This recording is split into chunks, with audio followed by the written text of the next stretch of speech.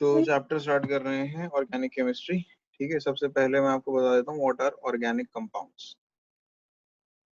Organic compounds क्या होते हैं?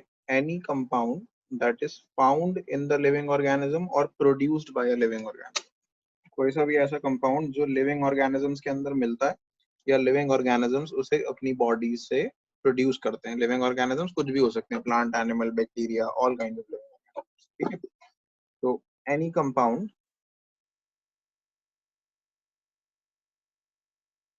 that is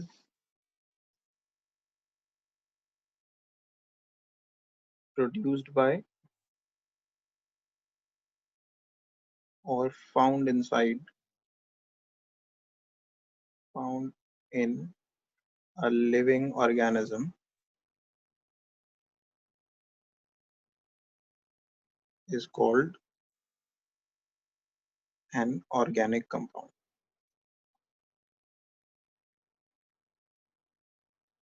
ठीक है, कार्बन एंड हाइड्रोजन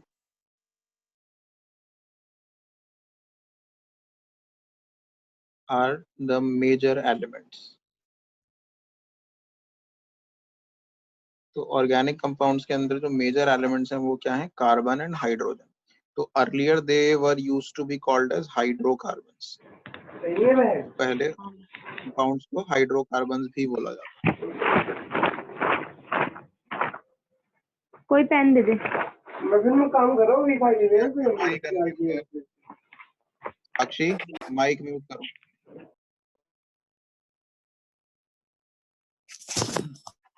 सर एक बार रिपीट कर दिएगा, मेरा डिस्कनेक्ट हो गया था। तो कोई से भी ऐसे कंपाउंड जो ऑर्गेनिक लिविंग ऑर्गेनिजम्स के अंदर मिलते हैं या वो उसे प्रोड्यूस करते हैं। ठीक है, प्रोड्यूस्ड बाय और फाउंड इन लिविंग ऑर्गेनिजम्स उन्हें बोलते हैं ऑर्गेनिक कंपाउंड्स। मेनली बने होते हैं किस किस से? कार्बन और हाइड्रोजन से। इसलिए पहले इनको हाइड्रोकार्बन्स भी बोला जाता था। But other elements like oxygen, nitrogen, phosphorus, sulfur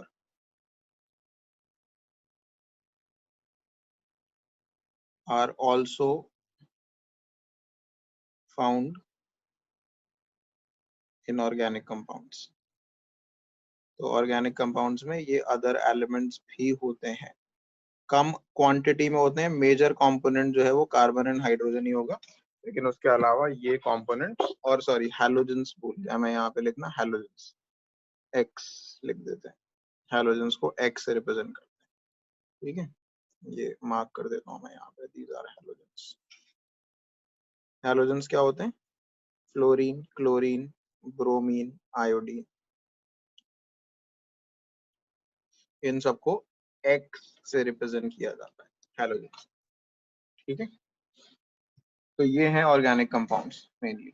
अब इनका क्लासिफिकेशन देखो।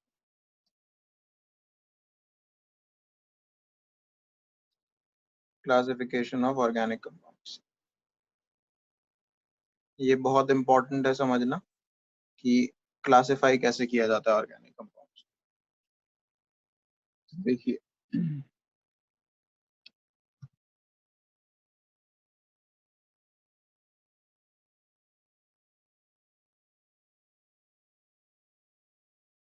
ऑर्गेनिक कंपाउंड्स को दो कैटेगरीज में डिवाइड किया गया है, असाइक्लिक या फिर इनको ओपन चेन भी बोला जा सकता है, और साइक्लिक और क्लोज्ड चेन, यानी रिंग्स बन जाएंगे। क्लोज्ड चेन बोलो या फिर रिंग्स बोलो।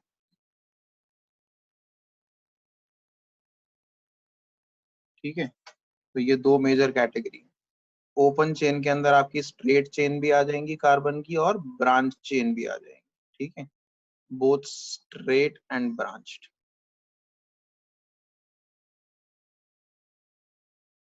Will be in this category. ठीक है, साइक्लिक कंपाउंड या क्लोज्ड रिंग कंपाउंड जो ये सेकंड वाले हैं हमारे, these are further classified into two categories. What are these two categories? Homocyclic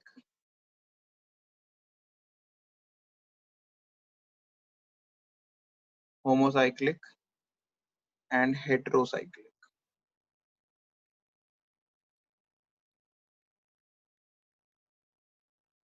तो होमोसाइक्लिक और हेटेरोसाइक्लिक का मतलब क्या है? होमोसाइक्लिक का मतलब है the ring is made out of carbons only. ठीक है,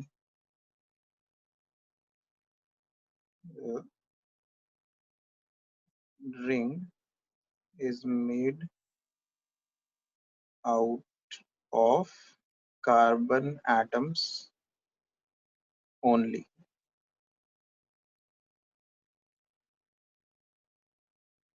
ठीक है, इसमें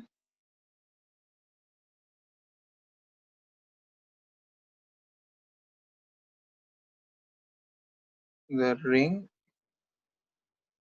is made out of more than या more than two or more different type of atoms. तो इसका एग्जांपल दिखा देता हूं मैं आपको एक.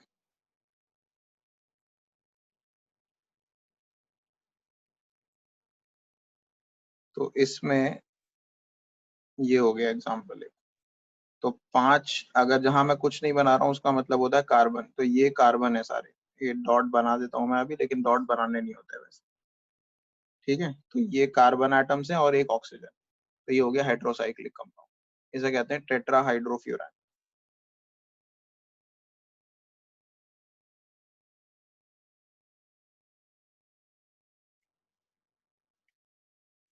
ठीक है, तो ये हो गया एक कंपाउंड. इसके अलावा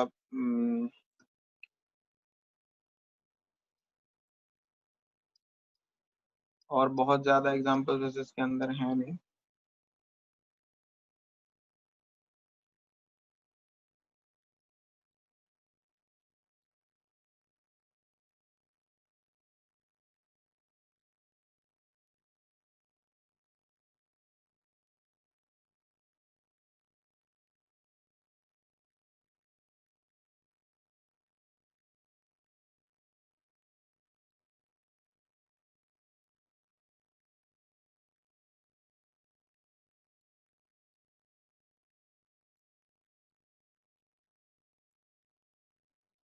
सही है, तो ये भी रिंग हो गया, लेकिन इसके अंदर रिंग में देखो एक ऑक्सीजन एटम है, बाकी कार्बन एटम्स. ये जो स्ट्रक्चर मैंने बनाया है ये ग्लूकोज का स्ट्रक्चर. ठीक है, दिस इज ग्लूकोज.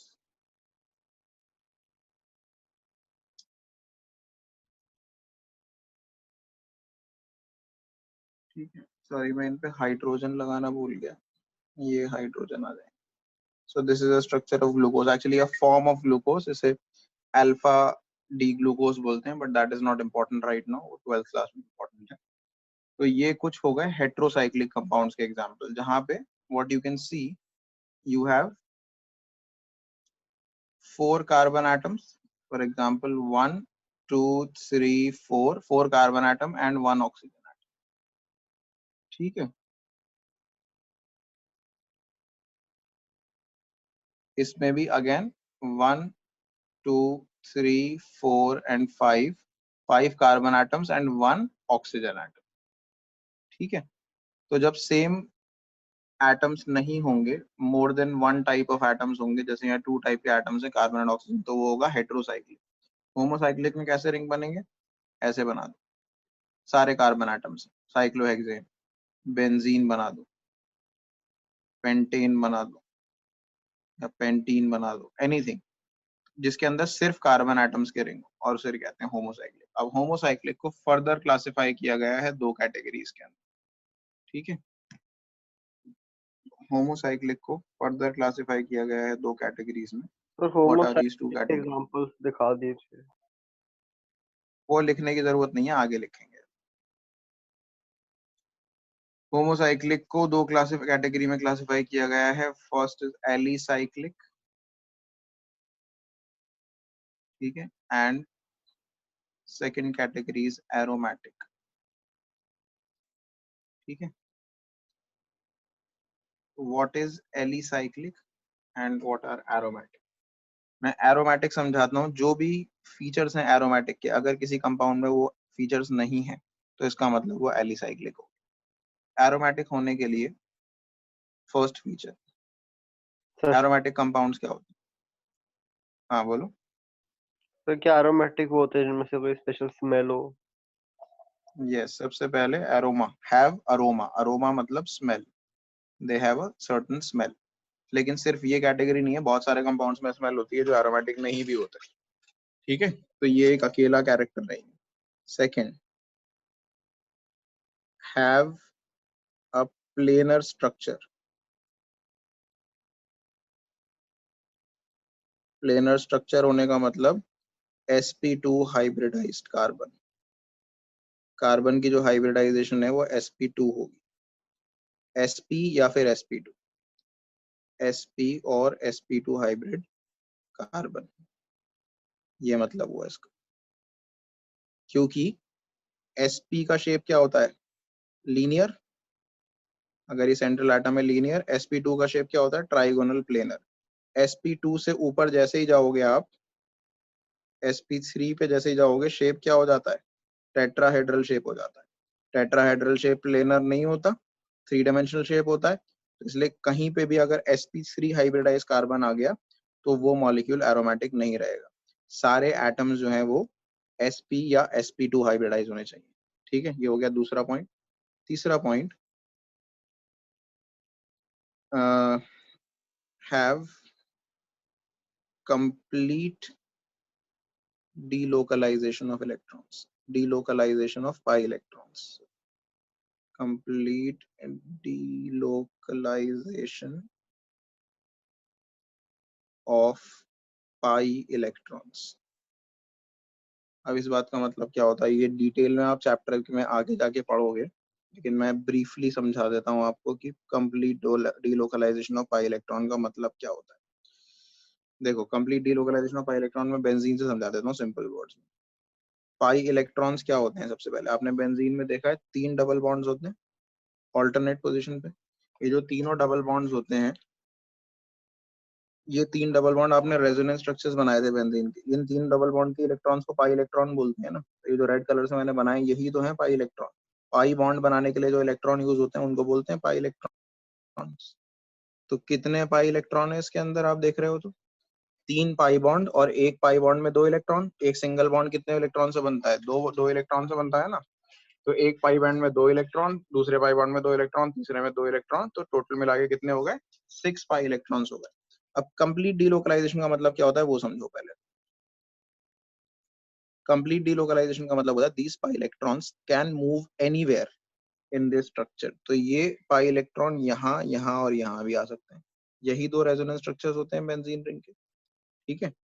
तो complete delocalization of pi electron का मतलब होता है pi electrons can occupy any position in the ring, can move between any 2 carbons in the ring, ठीक है। तो आई होप ये समझ में आया होगा। हाँ सर, 6 पाई बॉन्ड्स कैसे हुए एक बार फिर बता दिएगा। बता रहा हूँ, अगले पॉइंट में उसी को कवर करते हैं। फोर्थ फॉलो है मस्ट फॉलो हकल्स रूल।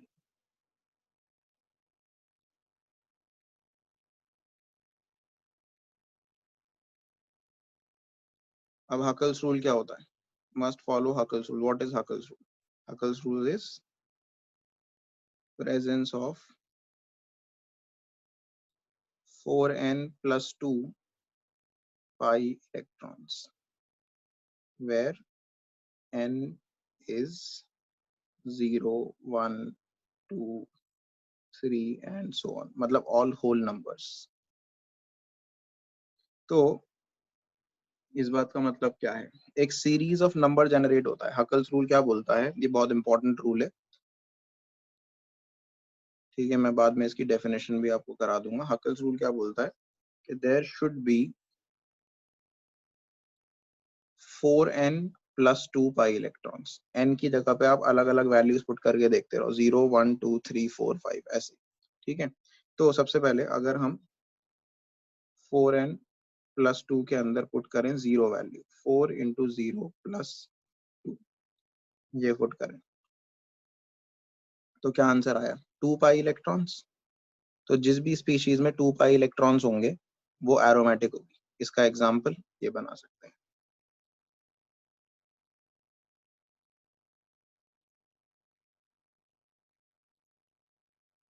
ये कंपाउंड होता है, इसका नाम मैं बता रहा हूँ आपको क्या होता है अभी। ठीक है, ये कंपाउंड बना सकते हैं आप।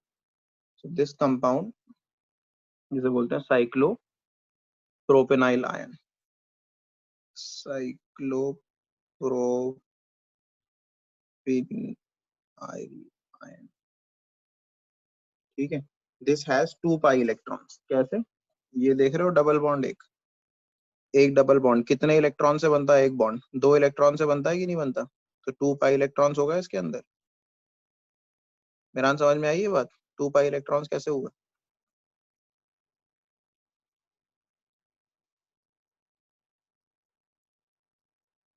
हेलो, मेरा आवाज आ रही यस है?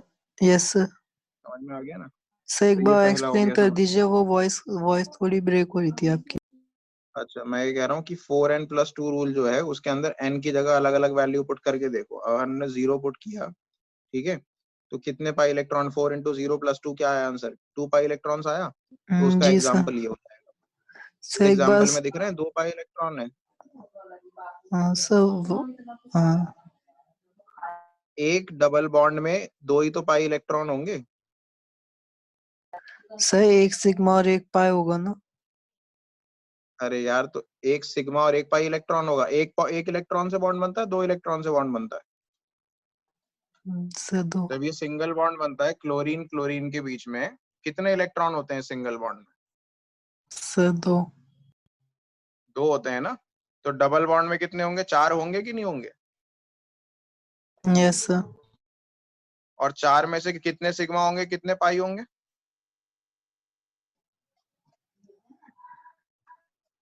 अगर ऑक्सीजन ऑक्सीजन के बीच में डबल बॉन्ड होता है, इसमें से एक सिग्मा बॉन्ड होता है और एक पाई बॉन्ड होता है, ये पता है ना आपको? जी सर।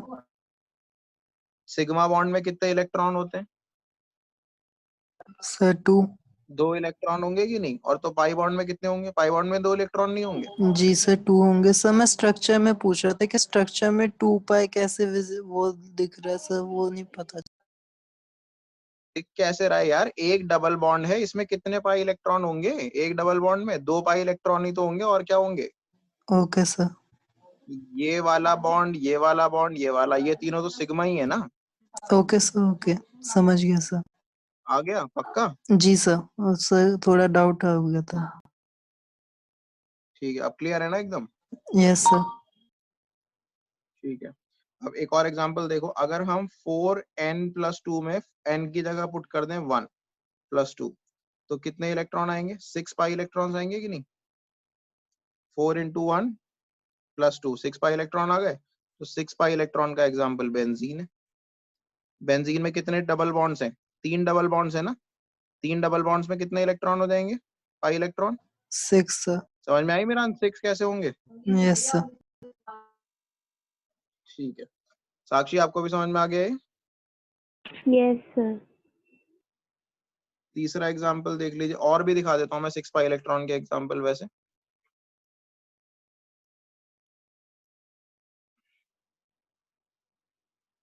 बेंजीन का तो आपको पता है नाम, इसे कहते हैं पाइरिडीन। तो पाइरिडीन में भी 6 पाई इलेक्ट्रॉन्स होंगे। ठीक है, इसके अलावा एक होता है फ्यूरान।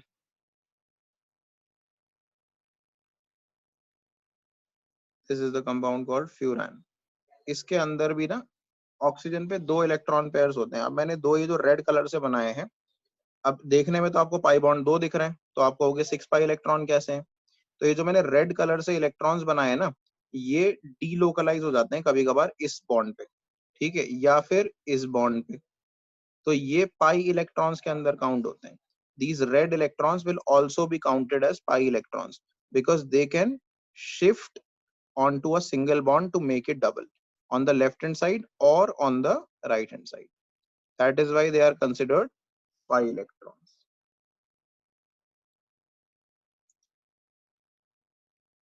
तो इस केस में भी 6 pi electrons हो गए.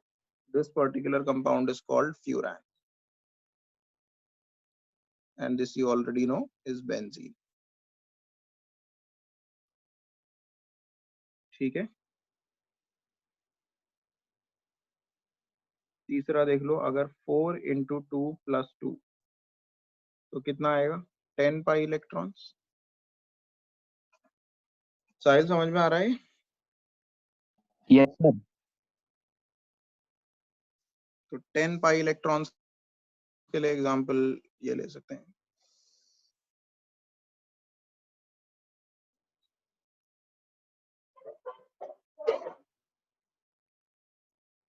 इसमें हो गया 10 pi electrons. This is called naphthalene.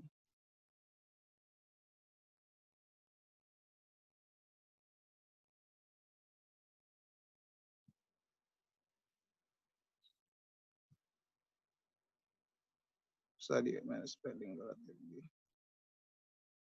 naphthalene. ठीक है. तो naphthalene वही है जो व्हाइट कलर की बॉल्स देखते हो ना आप सिंक में या टॉयलेट्स के अंदर पड़ी होती हैं, white naphthalene balls. Naphthalene has a great antiseptic property. That is why it is used in washrooms and wash basins to kill germs. ठीक है. So these are the 4 properties that determine whether a compound is aromatic or not. First property, it has a aroma, it has a certain smell. Second, it has a planar structure. Planar structure means each carbon is either sp or sp2 hybridized. Third is we have complete delocalization of pi electrons. That means pi electrons can move between any 2 carbon atoms. जो pi bond है वो किसी भी 2 carbon atoms के बीच में बन सकता है. Last है fourth most important one, they must follow Huckel's rule. तो Huckel's rule follow करने का मतलब क्या है कि उसके अंदर 4n plus 2 pi electrons होने चाहिए, जहां पर n की वैल्यू 0, 1, 2, 3 and so on कुछ भी हो सकती है. ठीक है. तो इसमें क्वेश्चन कैसा आता है, आपको कभी कभार ये बताना होता है कि कुछ कुछ केसेस में कि आपको कंपाउंड दे दिया जाएगा और आपको ये बताना होगा कि वो एरोमेटिक है या नहीं है. You will have to justify that whether the compound is aromatic और नॉट. ठीक है.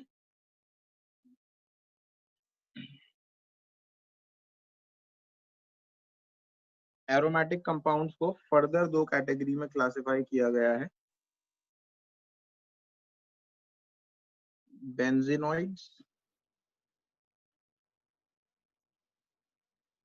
नॉन बेंजीनॉइड्स.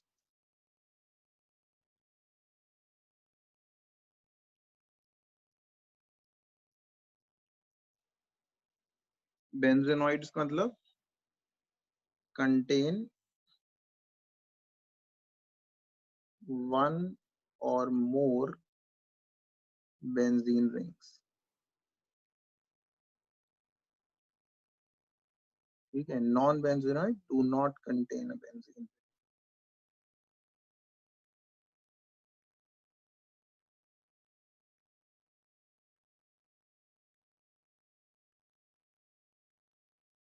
तो बेंजीनॉइड्स के एग्जांपल्स में आप सिंपल बेंजीन भी लिख सकते हैं. बेंजीन के ऊपर कुछ फंक्शनल ग्रुप लगा दीजिए, कोई भी ब्रांच लगा दो, OH लगा दो.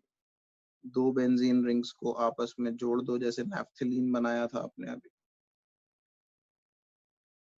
ठीक है.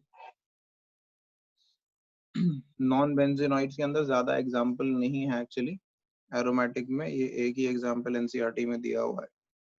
वैसे तो हम कर सकते हैं चाहें तो और भी, but this is more than enough, I guess. I will tell you one more example after this. This compound is called tropolone.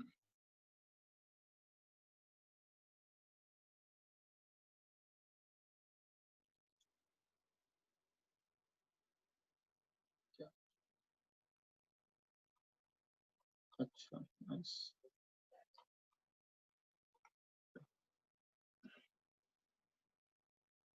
ठीक है, नॉन बेंजोनॉइड के अंदर और भी एग्जांपल ले सकते हो। एरोमेटिक में आप पायरिडीन ले सकते हो एक नहीं, लेकिन फिर वो होमोसाइक्लिक में नहीं आएगा।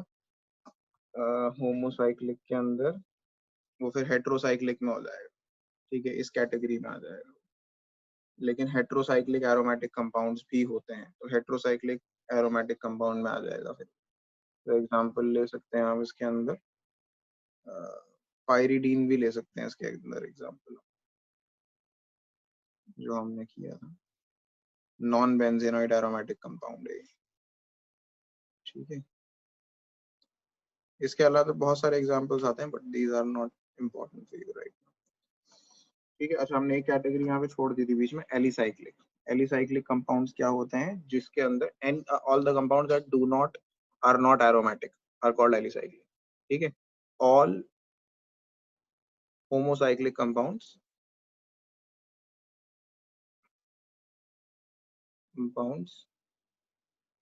that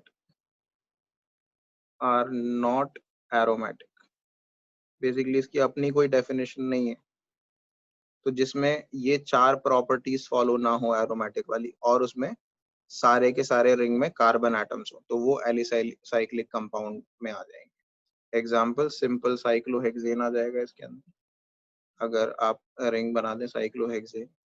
साइक्लोपेंटेन आ जाएगा। साइक्लिक कंपाउंड्स बेसिकली इसके अंदर आ जाएंगे, या अगर उसमें एक डबल बॉन्ड हो मान लो, या 2 डबल बॉन्ड हो। साइक्लोपेंटेन के अंदर एक डबल बॉन्ड लगा दिया, साइक्लोपेंटीन बना दिया। ठीक है, या हेक्सेन के अंदर 2 डबल बॉन्ड लगा दिए। ठीक है, तो ये एरोमेटिक नहीं होगा किसी भी तरीके से, क्योंकि इसमें 4 पाई इलेक्ट्रॉन आ रहे हैं, तो हकल्स रूल ही फॉलो नहीं हुआ सबसे पहले तो। फिर उसके बाद ये वाला और ये वाला कार्बन जो है ये sp3 हाइब्रिडाइज्ड है, तो ये प्लेनर भी नहीं होगा कंपाउंड। ठीक है, complete delocalisation of pi electron तो हो सकता है, खैर इसमें अरोमा होगा या नहीं होगा we can't say for sure, but ये 2 रूल फॉलो नहीं कर रहा, ना हकल्स रूल फॉलो कर रहा है और ना ही ये प्लेनर है, तो इसलिए ये एलिफैटिक की कैटेगरी में आ है। This will not be considered aromatic.